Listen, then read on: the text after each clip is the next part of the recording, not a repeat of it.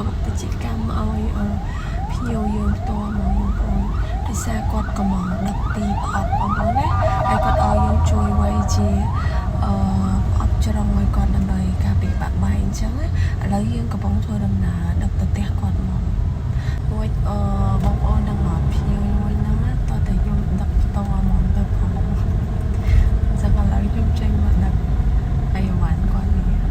ហើយឆ្ងាយពីហាងខ្ញុំមែនទែនម្នាក់នៅក្នុងពេញដូចគ្នាប៉ុន្តែម្នាក់មិនចេះហៀងបងប្អូនឥឡូវខ្ញុំធ្វើការដឹកឲ្យគាត់ហើយបងប្អូនមកចង់កំងសមុទ្រប្រជាកម្មចង់ឲ្យខ្ញុំដឹកតែញច្រើនខ្ញុំដឹកឲ្យអូខេថាការសមុទ្រប្រជាកម្មខ្មែរធម្មជាតិរបស់ខ្ញុំមែននិយាយថាបងប្អូននំពេញយើងស្ទះខ្លាំងមែនតែនបងប្អូនណាតាំងពីមេឃភ្លឺឥឡូវមេឃយកឲ្យបងប្អូនទៅតែមកដល់បងប្អូនអើយ finally មកដល់ហើយបងប្អូន